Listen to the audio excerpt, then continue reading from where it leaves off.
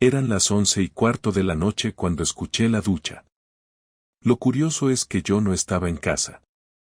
Volvía de una cena con mis compañeros de trabajo. Íbamos en coche y uno de ellos me dejó en la puerta. Subí las escaleras sin hacer ruido, con ganas de abrazar a Laura y quizás meterme en la cama con ella. Los niños dormían en casa de mi suegra, así que esperaba una noche tranquila, quizás algo más. Pero la ducha sonaba. Y no era la de nuestro baño. Era la del baño pequeño, el que nunca usamos. Ya eso me sonó raro. Entré sin hacer ruido. Dejé las llaves sobre la mesita de entrada y no encendí ninguna luz. Todo estaba oscuro, salvo el pequeño resplandor que salía de debajo de la puerta del baño. Entonces vi algo que me dejó congelado. Un pantalón doblado cuidadosamente sobre una silla. Un pantalón que no era mío. Y unas zapatillas deportivas negras, marca Puma, al lado. De esas que yo jamás me compraría. Tardé exactamente 5 segundos en reaccionar. No grité, no pateé la puerta. Di media vuelta, fui a la cocina y abrí el cajón del cubertero. No para buscar un cuchillo. Busqué el móvil. No llamé a la policía. Ni a Laura. Ni a un amigo. Le saqué una foto a las zapatillas. Otra al pantalón. Y luego otra al vaho que salía por la rendija de la puerta del baño. Porque sí, eso iba a ser necesario. Pensé en irme. Pensé en pegarle una patada a la puerta y romperle la cara al que estuviera dentro. Pero no hice ninguna de las dos cosas. Me senté en el sofá, en silencio. Esperé. Quería ver con mis propios ojos qué cara tenía el tipo que se estaba duchando en mi casa. El sonido del agua cesó a los pocos minutos. Y ahí empezó todo. La puerta del baño se abrió lentamente, como si la persona dentro supiera que debía tener cuidado. Yo estaba sentado en el sofá del salón, completamente en silencio, con el móvil todavía en la mano, pero sin grabar. No quería grabar. Quería ver.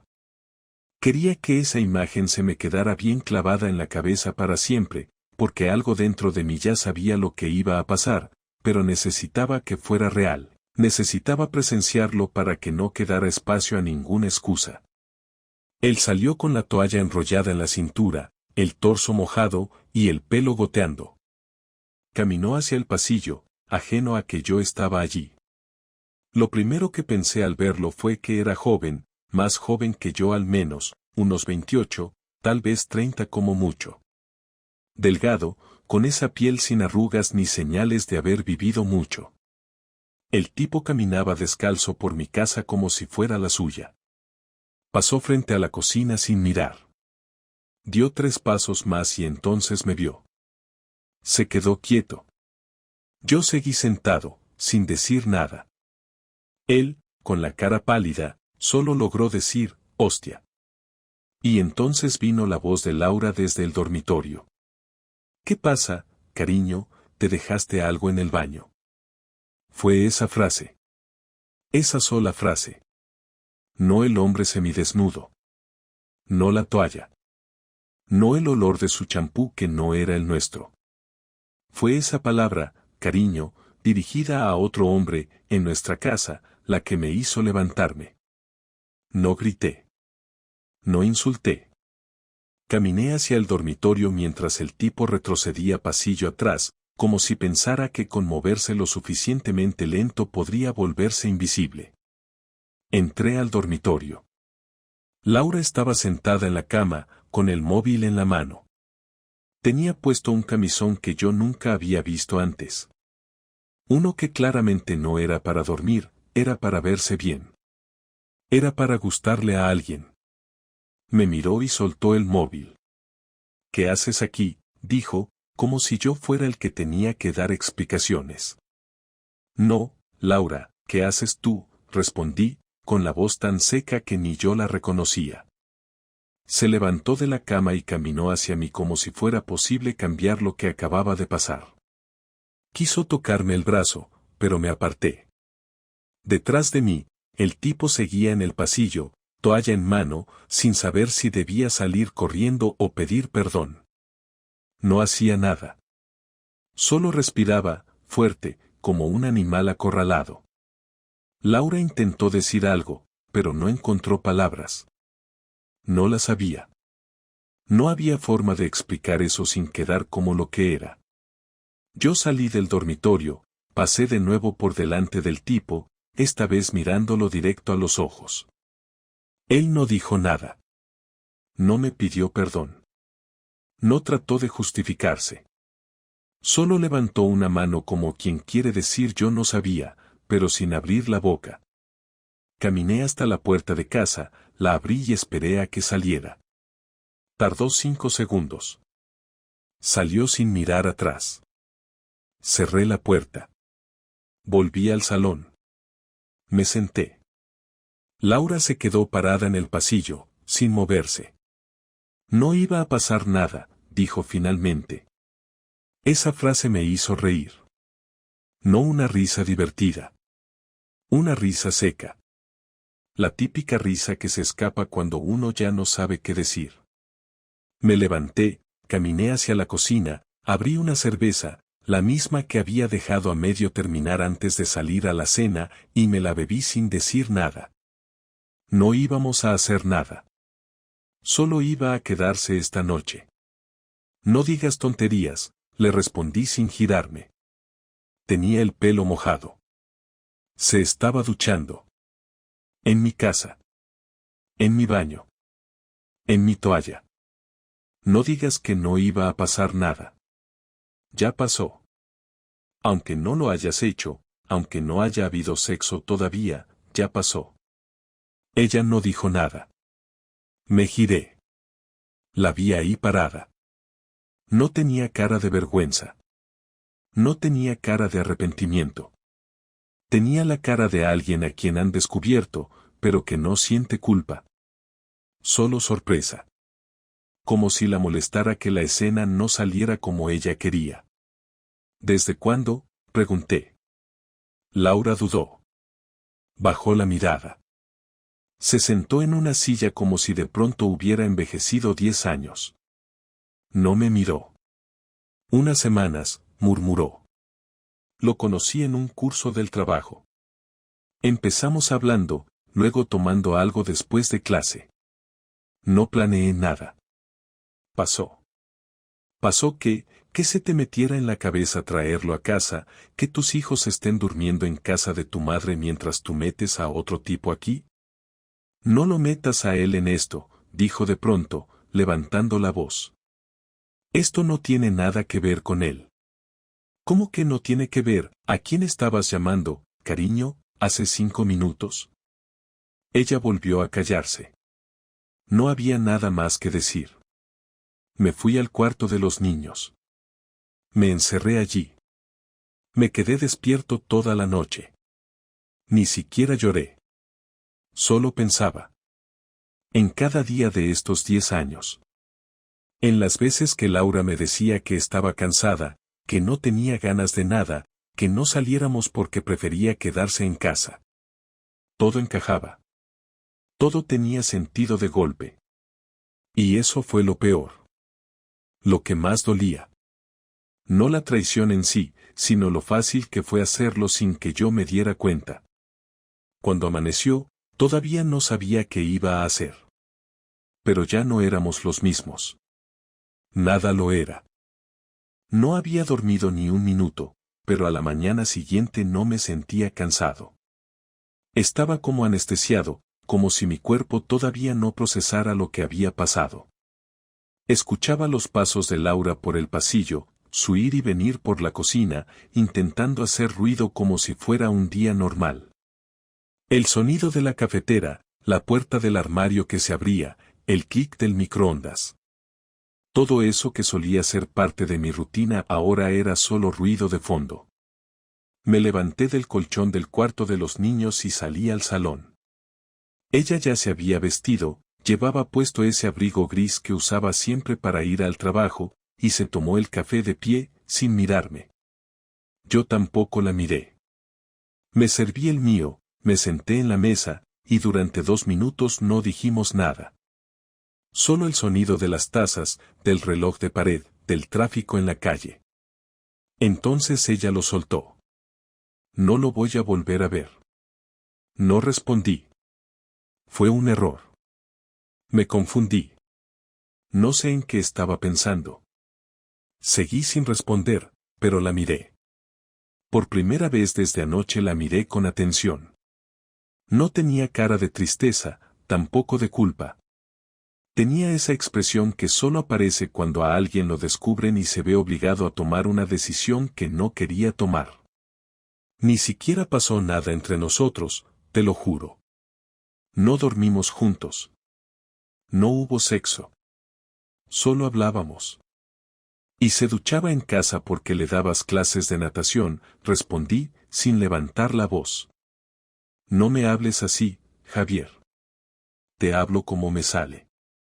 Si no te gusta, podías haberlo pensado antes de meter a un tío en nuestra casa. Ella se cruzó de brazos y suspiró como si estuviera harta, como si el problema fuera yo.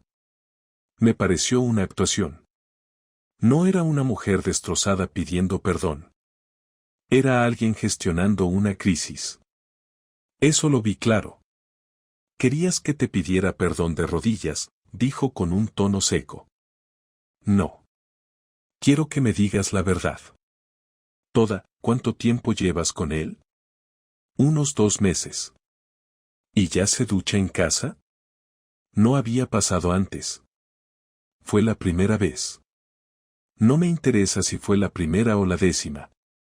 Solo quiero saber qué pensabas hacer después. Íbamos a compartir calendario, tú lunes, miércoles y viernes con él y el resto conmigo, o el plan era que yo siguiera como idiota sin enterarme de nada. Ella apretó los labios, se giró y caminó hasta la ventana. Miró hacia la calle como si la respuesta estuviera en el tráfico de abajo. No sabía qué hacer, Javier. Me sentía vacía. Me sentía sola. Tú estás todo el día trabajando, con los niños, con tus cosas. Yo necesitaba algo. Sentirme viva. ¿Y la solución fue meter a un tío a ducharse en casa? No simplifiques las cosas, gritó de golpe, girándose. No fue solo eso. No fue solo sexo. Fue atención, fue conversación, fue sentirme escuchada. Cosa que tú ya no haces desde hace años. Y en lugar de hablarlo, ¿lo solucionaste montándote una doble vida? Y si lo hubiera hablado contigo, ¿qué? ¿Me hubieras escuchado? ¿Hubieras entendido algo? No lo sé. Tal vez sí. Tal vez no. Pero al menos me habrías dado la oportunidad. Ahora ya da igual.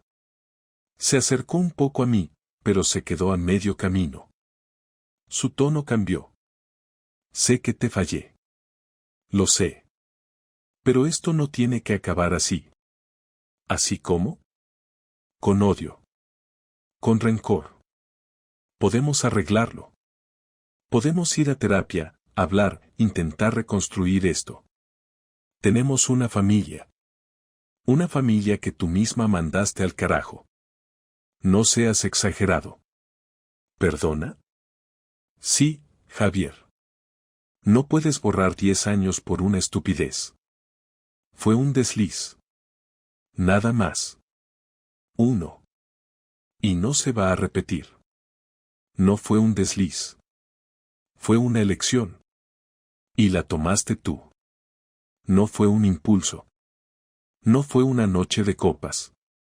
Fue un tipo que conociste, con el que empezaste a hablar, al que trajiste a casa. Y todo eso lo hiciste tú sola, paso a paso. No fue un accidente. Ella no supo qué responder. Volvió a mirar la taza vacía, la llevó al fregadero, y la dejó ahí con cuidado, como si todavía le importara mantener las formas. Luego volvió a mirarme. ¿Qué vas a hacer? Todavía no lo sé. ¿Te vas a ir? ¿Y dejarte la casa para que traigas a otro? No. Si alguien se va, eres tú. Esta casa también es mía. Lo sé. Por eso vamos a hablar con abogados. Porque esto ya no tiene arreglo. Ella bajó la cabeza. No lloró. No se derrumbó.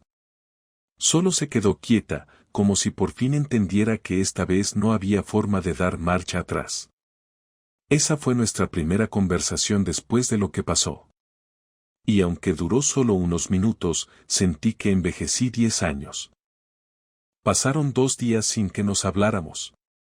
Dormíamos en habitaciones separadas, apenas cruzábamos miradas y solo intercambiábamos palabras necesarias sobre los niños.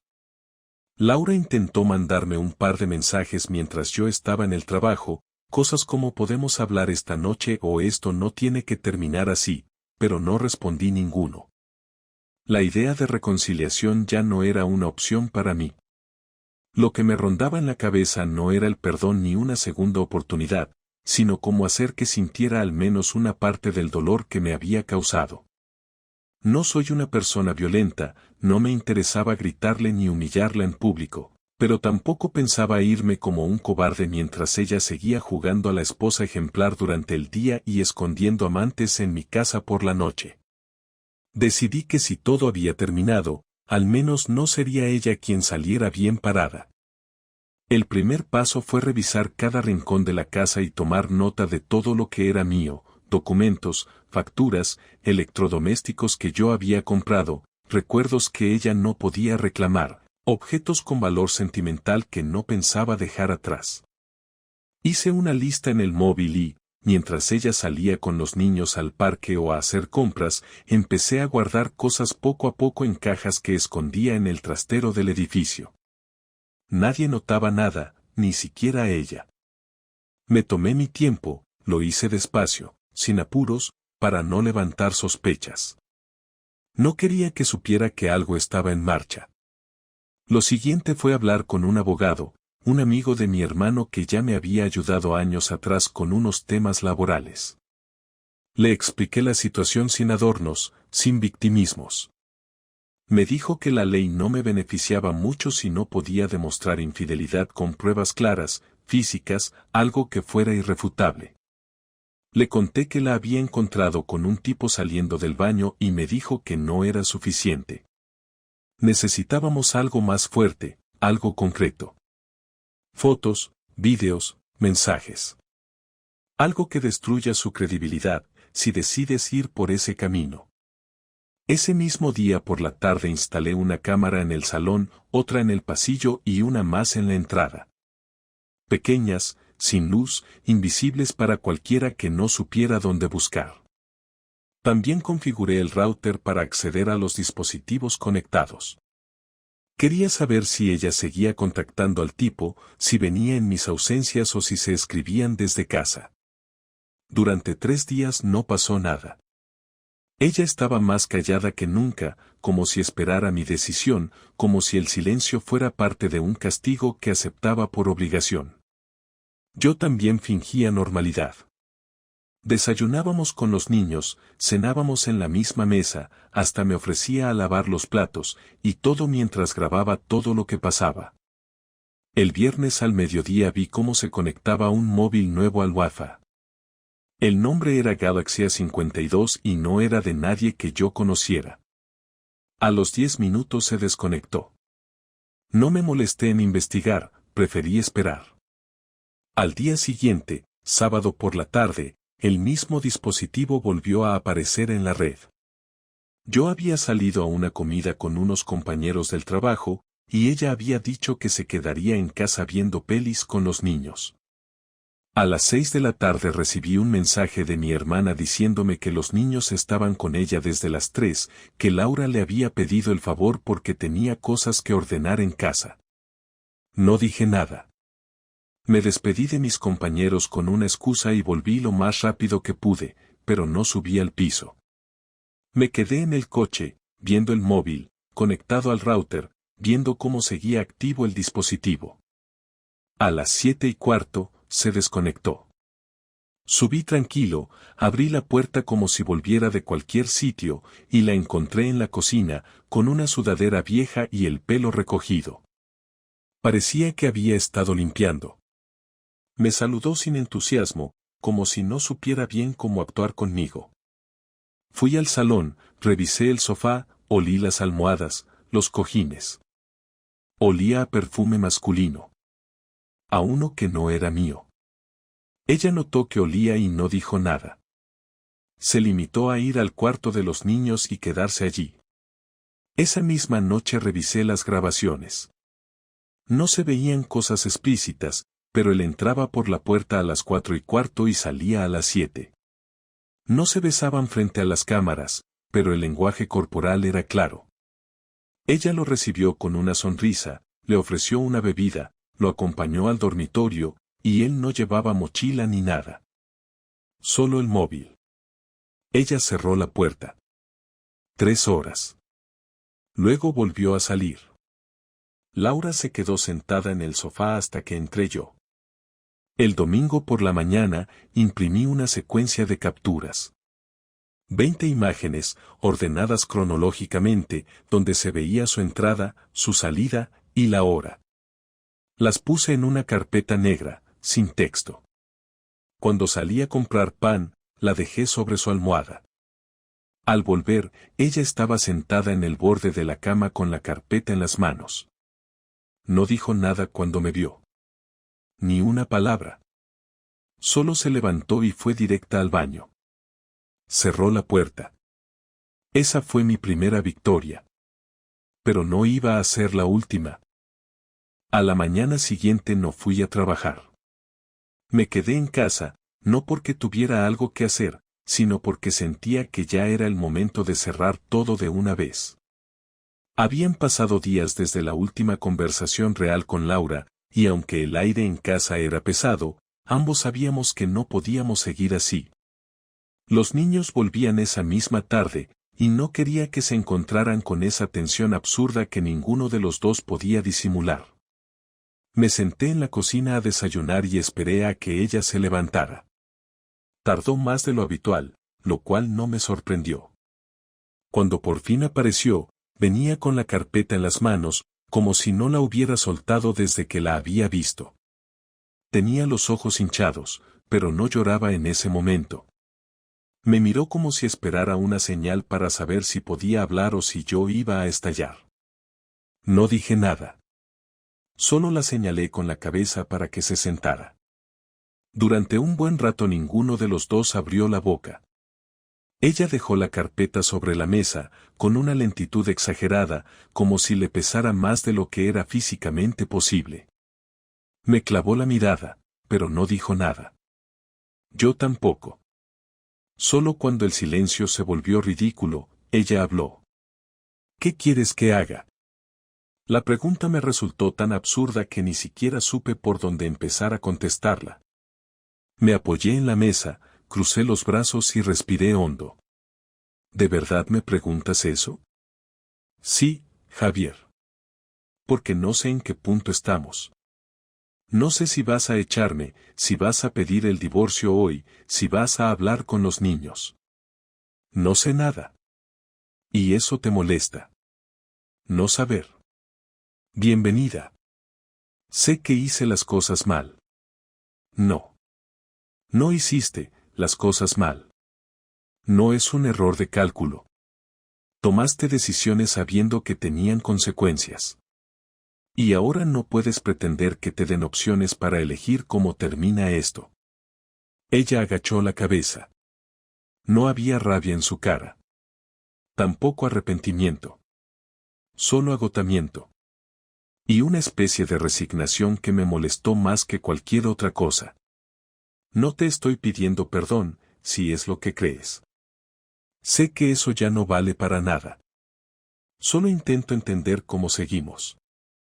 No seguimos. Entonces dilo claro, ¿divorcio? Sí. Ya hablé con un abogado. Estoy organizando todo. No tengo más ganas de esta farsa. ¿Y los niños? Ya lo pensé. Cuando vuelvan, no les vamos a contar todo. Solo que vamos a separarnos. No voy a usar esto para ponerlos en tu contra, ni tú lo vas a hacer conmigo. Ya bastante daño les estamos haciendo. ¿Y tú crees que van a entenderlo? No lo sé. Pero lo vamos a hacer sin que escuchen gritos ni discusiones. Como adultos. Porque al menos eso nos queda. Ella asintió. No lloró. Tampoco discutió. Estaba completamente seca por dentro. Como si ya hubiera aceptado que esto era irreversible. No voy a quedarme en la casa. Eso lo decidirán los abogados. Pero sí, preferiría que te vayas tú. Ya tengo todo grabado. Todo. Las cámaras, las pruebas. Si quieres pelear, peleamos. Pero te aviso que vas a perder. No pienso pelear. ¿Él sabe que lo grabé? No. No he vuelto a hablar con él. Me da igual si lo hiciste. Solo quería ver si todavía seguías mintiendo. Ella se levantó y fue a buscar algo al dormitorio. Volvió con una bolsa con ropa doblada. La dejó en la entrada. Luego agarró su móvil y empezó a escribir algo. Supuse que estaba buscando algún sitio donde quedarse. Te voy a dar una semana para que organices todo. Si en 7 días no te has ido, te vas igual, pero sin tus cosas. Haz lo que quieras con él, con tus planes, con tu vida. Yo ya terminé contigo. ¿Me odias? No. Pero no me importa lo que te pase. Y eso es peor. Ella no respondió. Se quedó de pie, sin moverse, con el rostro inmóvil. Luego caminó hasta la habitación y cerró la puerta con llave. La escuché sentarse en la cama. Yo seguí en la cocina, sin ganas de hacer nada. Abrí una cerveza a las 11 de la mañana y me la tomé como si fuera lo más normal del mundo. Esa fue nuestra última conversación. No hubo gritos. No hubo insultos. Solo esa calma artificial de cuando uno ya no siente nada. Cuando todo lo que se tenía que romper ya se rompió. Cuando lo que queda no duele porque está muerto. Una semana después, Laura se fue. No hubo abrazos, ni discusiones de última hora, ni palabras inútiles. Metió sus cosas en el maletero de su coche, 2 maletas y una bolsa con lo que quedaba de su dignidad, supongo. Los niños estaban en casa de mis padres ese día, y no fue casualidad. Yo lo organicé así porque no quería que vieran cómo su madre se marchaba por la puerta con esa cara que no mostraba ni culpa ni valentía. Fue la expresión más vacía que le había visto nunca, como si hubiera aceptado que su papel había terminado y no le quedara más que irse sin decir nada. Cerró la puerta del coche, me miró un segundo desde la acera y luego bajó la vista sin saludar. Se subió y arrancó sin apuro. Me quedé parado en el salón, mirando el portazo que ya no me afectaba, y por primera vez en mucho tiempo, sentí algo que se parecía a la calma. La semana siguiente fue rara. La casa estaba en silencio, pero no era un silencio tenso. Era un silencio limpio, donde ya no se escondía nada. Me dediqué a limpiar cada rincón, no porque me importara el polvo, sino porque necesitaba borrar lo que había sido su presencia. Cambié la sábana del dormitorio, tiré su cepillo de dientes, vacié el armario. Me deshice de todo lo que no servía y que ella había dejado atrás, como si esperara volver. No dejé nada. Todo fue a la basura o a una bolsa que llevé al contenedor sin avisarle. No me interesaba su opinión sobre qué debía quedarse. Ya no era su casa. Esa semana también hablé con los niños. Les dije que mamá y papá ya no iban a vivir juntos, que no era su culpa, que los dos los queríamos y que nada iba a cambiar para ellos. No entré en detalles, y ellos no preguntaron. Creo que los niños entienden más de lo que uno quiere aceptar. Solo querían saber si iban a seguir viendo a su madre y si íbamos a estar bien. Les dije que sí, y lo cumplí. Cada uno tenía su día con ella y su día conmigo. Nada de manipulación. Nada de inventos. Al mes ya tenía todo avanzado con el abogado. Ella no puso trabas. Aceptó lo que le tocaba, firmó los papeles, y no discutió nada. Supongo que no podía. Sabía que estaba en desventaja y que si quería pelear iba a perder más de lo que podía ganar. Aceptó el piso a medias, la custodia compartida, y lo único que pidió fue no perder ciertos objetos personales que no me importaban. Lo firmé todo sin mirarla a la cara. El proceso fue tan rápido que parecía un trámite más, como pagar una multa o renovar el DNI. No hubo drama. No hubo teatro. Solo firmas, citas, y una ruptura formal que ya estaba consumada mucho antes. Mis amigos me preguntaban si estaba bien. Les decía que sí, que solo necesitaba tiempo, pero en realidad no sabía si estaba bien o simplemente vacío. No lloré ni una vez. No me derrumbé. No tuve esas escenas de crisis que uno espera cuando se rompe un matrimonio. Solo pasaron los días, y yo seguí funcionando, como si el dolor hubiera sido reemplazado por una lógica implacable que no me dejaba pensar en lo emocional. La única vez que me quebré un poco fue cuando encontré un dibujo de mi hija en un cajón, uno que había hecho cuando teníamos solo un hijo y todavía hablábamos de tener una familia para siempre. Lo guardé sin pensarlo y lo puse en una caja con otros recuerdos que decidí no tocar por un buen tiempo. Un día, semanas después, ella me llamó. Era tarde, yo estaba viendo la tele y no tenía ganas de hablar, pero atendí. Me dijo que solo quería saber si estaba bien, si los niños estaban bien y si necesitaba algo. Le dije que no, que estaba todo en orden. Hizo una pausa larga, como si esperara que yo dijera algo más. Luego preguntó si algún día podríamos hablar tranquilos, sin reproches, solo para aclarar cosas. Le dije que no tenía nada que aclarar. Ella insistió, como si no pudiera aceptar que realmente ya no me interesaba hablar. Le dije que prefería que no volviera a llamar salvo que fuera por algo relacionado con los niños. No hubo insultos. Solo colgué y apagué el móvil. Después de todo, no terminé odiándola. Tampoco perdonándola. Solo la dejé atrás. Fue una persona importante durante una etapa de mi vida, pero esa etapa ya no existe. No me interesa si sigue con el mismo tipo o si está sola. No me interesa si su trabajo va bien o si está buscando piso. No me interesa si alguna vez se arrepiente. Esa parte de mi vida se cerró, y no pienso volver a abrirla. La traición no se cura, se supera, y eso es lo que hice. Sin venganza de película, sin lágrimas, sin drama. Solo tomando el control y decidiendo no ser el tipo que se queda esperando una explicación que nunca va a llegar.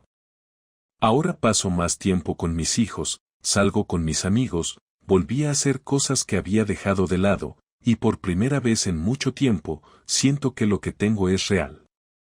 No hay doble vida, no hay mentiras, no hay que fingir. Estoy solo, pero no estoy mal. Estoy tranquilo, y eso ya es bastante. Si alguien me pregunta qué aprendí de todo esto, diría que el amor no es garantía de nada y que la confianza es frágil. Pero también aprendí que uno puede perderlo todo y seguir de pie. No porque sea fuerte, sino porque ya no tiene a quien caerle bien. Solo tiene que vivir con lo que es. Y con eso, me basta.